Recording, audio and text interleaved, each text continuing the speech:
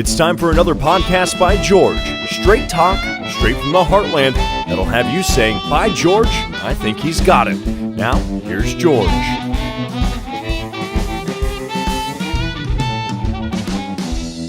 Hello, hi, how are you? Welcome back in to another podcast by George. Time for another house call. Dr. Andrew Nish is coming back on the PVG. And, he's a regular on the show, but for folks that might be new or are not familiar with his background, I want to give this little bio again because it's important to what we're talking about today. And I'll try to get through this quickly, and part of it is going to be a little tongue twister test for me. But Dr. Andrew Nish graduated from Carleton College in 1981 and then pursued his medical career at the Chicago Medical School. Following graduation from medical school, he completed a 4-year residency in diagnostic radiology at Henry Ford Hospital in Detroit. Following residency, he completed a 1-year fellowship at Henry Ford Hospital in interventional radiology. Following his fellowship, he moved to Des Moines and began a 27-year career as an interventional radiologist. During that time, he introduced many new procedures to the medical centers, including peripheral arterial stents, transjugular hepatic protosystemic shunts, chemo, and radioembolization of liver tumors, and microwave ablation of tumors in many locations. Doc, how did I do on those pronunciations? You did okay. It's that one, the transjugular intrahepatic protosystemic shunt, in my career, that was probably the biggest game-changing procedure we ever did. God, well, maybe we can devote an entire episode to that someday because that sounds important. It's a fascinating procedure. It's a fascinating way of doing it. And it basically took what normally was surgery to fix that with a mortality rate up to 60%. And we literally surgeons don't even know how to do surgery for that anymore. So, my God. Yeah, that sounds great. Well, we'll do that on an upcoming show. I wanted to read this last paragraph here because this is really critical to what we're going to be talking about today. It reads, despite his successful career, he became restless and began to question the care model of traditional Western-style medicine as we used to know it. A retrospective analysis of his 27-year career revealed the fact that patient health was not getting better and that the traditional care model was failing patients and their families. With his new insight, he began to study nutrition, stress, exercise, and sleep as it related to health and wellness. His passion is to educate the public and healthcare workers about true health and well-being and how this can be achieved through lifestyle changes, including food and nutrition, stress management, sleep, exercise, purpose in life, and connection, and social relationships, rather. And he is fascinated with the mind-body connection and how our thoughts and beliefs directly influence our physical and mental health. And you'll see as we get along here how that becomes more important in our discussions. Okay, before we get to the main topic today, give us a kind of just a thumbnail, an update on COVID. Last time we talked, we were trending in the right direction. You were pretty happy with the way things were going. How's it stand today? Yeah, still trending in the right direction. So 2 weeks ago when we talked, we had 10 people hospitalized for COVID. Our report out yesterday, we only had 6. So we continue to see fewer and fewer hospitalizations. Our vaccination of people is sort of ground to a bit of a halt. I mean, most counties are not even accepting their vaccination allotments right now. So we've got a bit to do on, vaccine hesitancy and getting people vaccinated, but we're not seeing any spike. There was some concern that the Memorial Day weekend was going to bring a spike 2 or 3 weeks later. We've not seen that at this point, but it's still early. So all in all, we're looking okay right now. And here in the heartland, did we really encounter any significant breakthrough infections that resulted in serious illness? Has that been a factor here? I don't know the heartland specifically, but it certainly appears, looking at the data over time, that these vaccines are extraordinarily effective. And sure, there are breakthrough infections, but they're a very small percentage of people. So the vaccines continue to hold up and look highly effective. And we hear about the variants, but we hear about them in kind of far-flung places in large population area. Are those appearing here in this part of the country, the variants? Yeah, there's variants circulating. And, there was just an article this morning in the AMA News about a new variant in Britain. which appears to be more infective, but the vaccines seem to be okay against it. So, we're just going to have to continue to genomically map infections and see what variants are circulating. And the only way to know that is sending the samples to the CDC, and they analyze the genome of those to see if they're a variant. So we're just stay tuned. All right, before we leave the issue of COVID, I want to bring this up on screen real quick. Okay, so this is USA Facts. Pretty good little website. Folks can go there, usafacts.org, and bring this up, and you can look at your state. I've got it up to Iowa here. Mm-hmm. But it talks about how many COVID-19 vaccines has Iowa administered. And 49% of the state has received at least one dose. 45% of Iowa's population has been fully vaccinated. Now, you can see this trend line here, and particularly compared to where we were at, you could say that it's great. But when you start to look at this plateauing effect here, and then if I scroll down, you can see these kind of jumped out at me a little bit. If you see this pink line here, I guess it's pink, magenta, whatever, 50%. Well, 50% no, have received at least one dose. And fully vaccinated, there's that 45%. Whoop, here's this group that has not been fully vaccinated. And I don't know, it's that plateau that's a little bit of a concern. This is the hesitancy that you're talking about, right, Doc? Yeah, so people have written about this, and there's two different schools of thought, and I think probably both schools of thought are in action. One is continued vaccine hesitancy. There's a lot out on the internet about infertility and about all kinds of different things. So we have a hesitant population. The second thing is, though, is that what people have written about is people who are daily workers. So you know what, they're hourly workers. They don't have an opportunity just to make an appointment and take off work and go get a vaccine. And so we have to do a better job of bringing vaccines into the workplace. And so that's been written about quite a bit recently, is how do we get the vaccine to the workplace as opposed to having the workplace and the workers come to the vaccine. So I think we have to do a better job at distributing the vaccine in, traditionally unconventional ways. The conventional way is you go to your doctor, you go to your pharmacy, and you get a vaccine. Well, we have to do a better job of actually bringing the vaccine to the community. And whether that's a work community, an underserved community, we've got to bring the vaccine to them. And so I think both things are at work here. But, if you look at county by county in Iowa, there's fairly dramatic differences in vaccination rates. So is it a point of frustration for the medical practitioners in particular? Because I'm hearing two things, that fertility thing that you talked about. Now, my understanding is that's absolutely not true. That has been proven. There's no doubt that that's an untruth that's being promulgated on the internet. And I've even heard some people talking, because I think it's because of the spooky nature and the fact that nobody understands DNA, RNA, and that type of thing. There are guys out there that believe that this is going to attack their manhood in some way, going to make them girlish. Doc, yeah. I got vaccinated. I'm not feeling girlish. I don't know. There's a lot of stuff out there. We're in an age right now where facts frankly don't matter. I mean, for a lot of people, facts do not matter. And it's really all about spin and how things are, promulgated on the internet. And that's really an unfortunate problem that we have. And we've got to do a better job at getting true facts out. And, as we've talked about before, facts are relative, right? I mean, facts change over time, particularly in science. What we know today may not be true a year or two from now, but we're doing the best we can with science. That's what science is all about. It's about discovery. And we have to be flexible, and we have to be willing to accept that, what's true now may not be true in 2 years based on discovery. So I just, we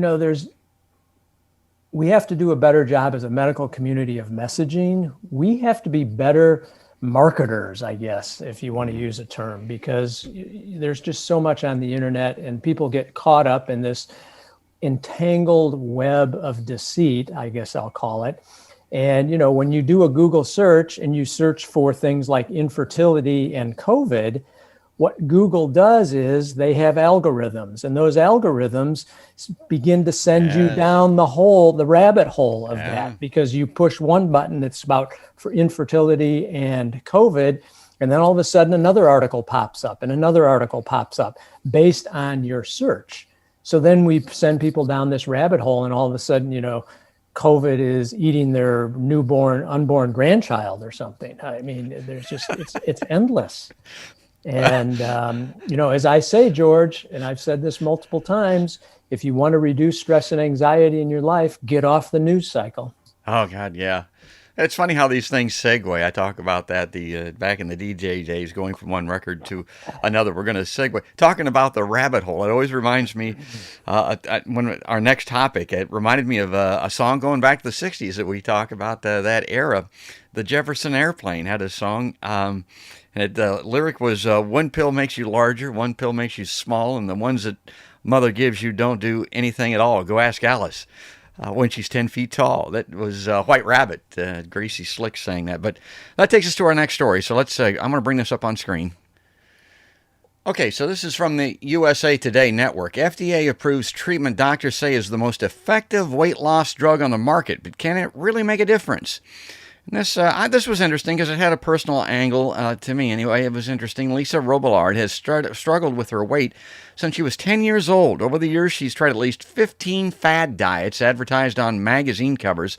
Sometimes she lost weight, then would gain it all back, plus an additional pound or two. We can put somebody skinny who looks really great on a magazine cover and say they did the fill-in-the-blank diet, but that's unrealistic for somebody who has chronic obesity, said Robillard, 54. It was a constant roller coaster of gaining and losing weight, and I couldn't figure out why it was so difficult for me. The Alexandria, Virginia resident never tried to control her weight with medications until she participated in a clinical trial for a new use of the diabetes drug, Doc, you'll have to pronounce that. Semaglutide. Semaglutide. In 68 weeks now, so more than a year, she lost 63 pounds. With the trial, that light went up, she said. That was the first time I realized, wait a minute, this isn't about willpower. There's a physical aspect to this. And there's a picture of her looking happy.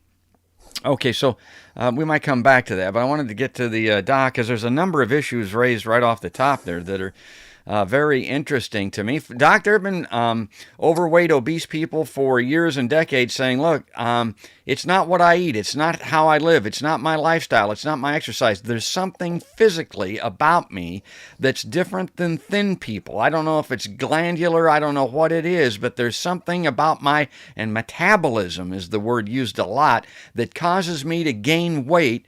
And I need some help with that other than these traditional mechanisms that she apparently, I think, had tried and failed at. What's your take on that? Yeah, the historical perspective on this is really fascinating. So, you go back to the 1950s and 60s, and we only had a very small percentage of the population that was obese, something like 11%. And then we got recommendations from the government in the late 70s of this low-fat diet. So we took the fat out of things and we added refined carbohydrates and sugar. And the diabetes and obesity epidemic took off like a skyrocket. And now in the latest CDC statistics, 43.6% of American adults are obese, meaning they have a BMI over 30, and another third are overweight. So that means three-quarters of us are either obese or overweight. And enormous. There's no doubt about it. This is a public health disaster.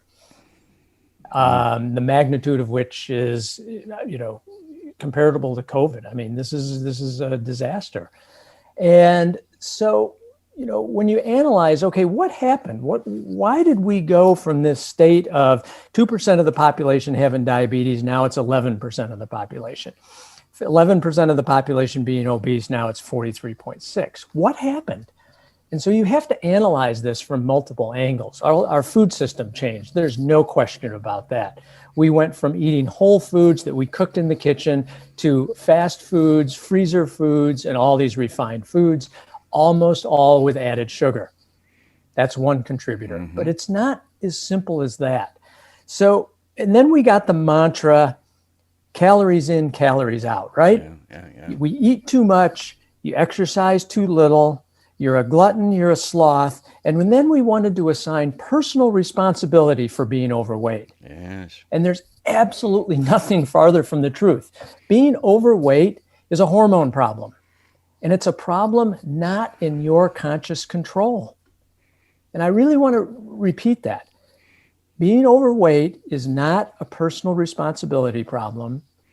That problem is beyond your control. You cannot willfully combat the hormone signals in your body.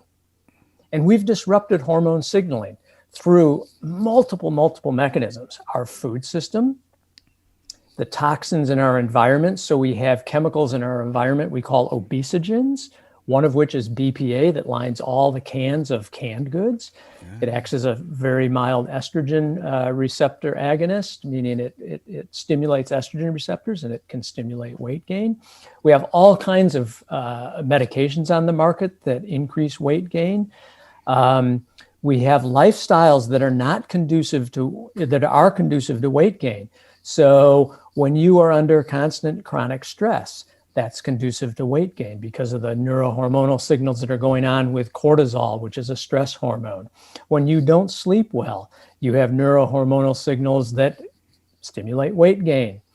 When we don't move, that's a problem. When we have toxic relationships, that's again stress, and that stimulates weight gain. So this is not as simple as a single chemical, okay? The key hormone is insulin. So we've all heard of insulin. It's produced by our pancreas, and most people think that the role of insulin is to take glucose, blood sugar, and move that sugar from your blood vessels into cells. And that's absolutely one function of it. But the other function of insulin is it's a fat storing hormone. When you have high insulin levels, it is telling your body to store more energy. And that's what we do. So the only way to get people to lose weight is we've got to lower their insulin levels. And we can do that through diet. We can do that through stress management. We can do that through exercise. We can do that through helping them with sleep. And so weight loss is not a single biochemical problem. As in integrative medicine, it is a multifactorial, holistic problem. And so everybody has their own reason for gaining weight. Maybe you eat too much junk food.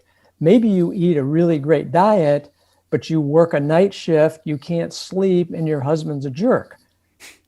I mean, we can't just isolate a single chemical. And that's what we do with weight loss drugs. So there's several weight loss drugs on the market.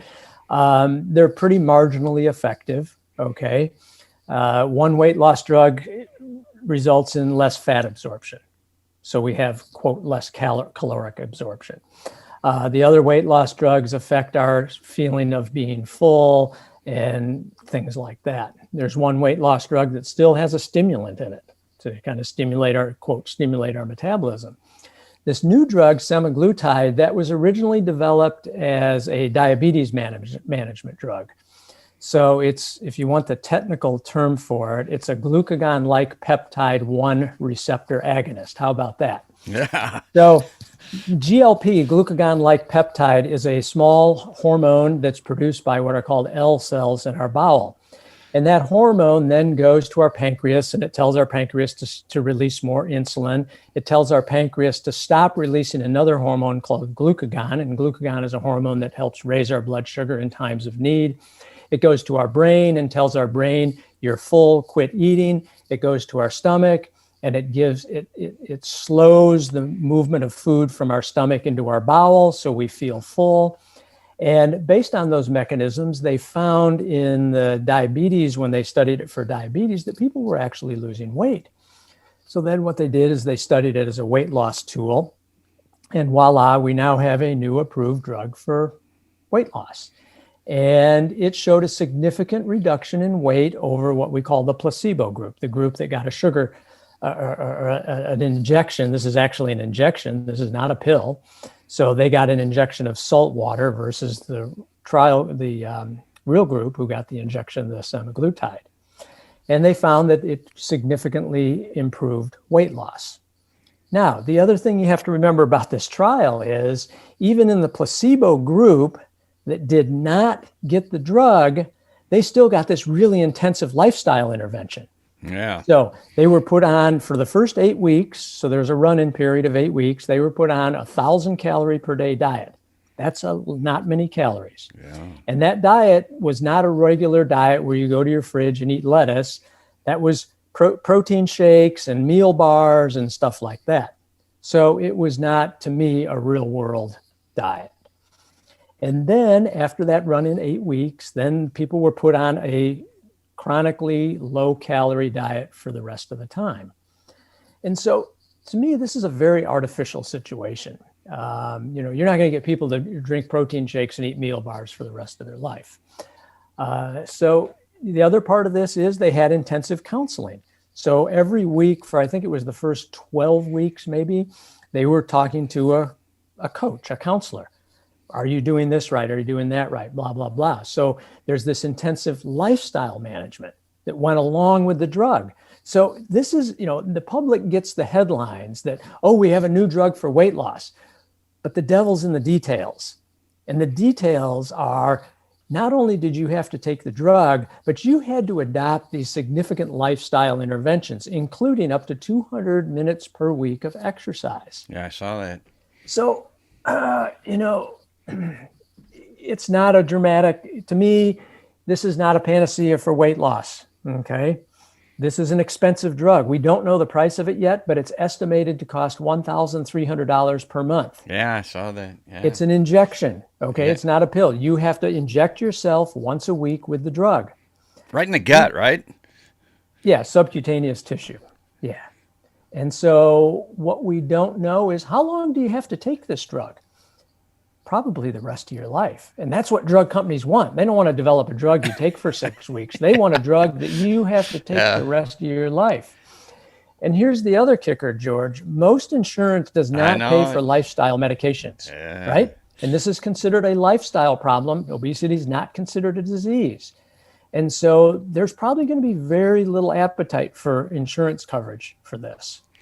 Well, let me give it a little bit of a ray of hope here. So let's say that it helps. Let's say the diet and exercise that you have to do with it definitely will help. Let's say you lose weight, as people oftentimes do. Because I got news for you. If you buy crap off the television weight loss programs, that thing's going to come with a diet plan. I mean, that's the number one thing that they give you in addition to whatever they're hawking. I mean, that's always been the case. So the diet and exercise in combination with this drug causes you to lose weight if you can afford it for $1,300 a month. And if your insurance company would cover it, that would be great, but probably not. Okay.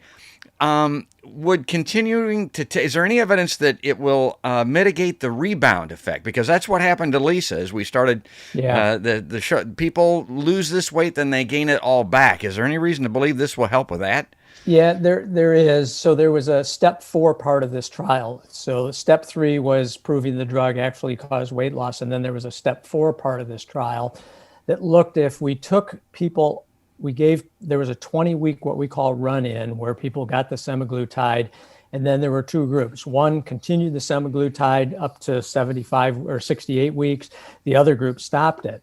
The other group actually gained weight. The ones that stopped it, the people who continued the semaglutide, continued to demonstrate weight loss and did not get the rebound weight gain. So did they continue the lifestyle though? The exercise and the diet. Yeah. Okay, all right. So we've only addressed, and this is the problem. This is a very short, this is a year and a quarter, right? Yeah. Well, what happens 5 years from now? Mm-hmm. Those are the questions we don't know. And, as a integrative medicine practitioner, this is not as simple as a molecule. So we've taken a molecule, and yes, we can control diabetes with it. And yes, we can demonstrate weight loss in people with it. And weight loss can be effective at helping prevent a lot of these chronic diseases. But how sustainable is this from a financial aspect? How sustainable is this from a lifestyle aspect? I mean, these people are being asked to eat only 1,200 calories a day.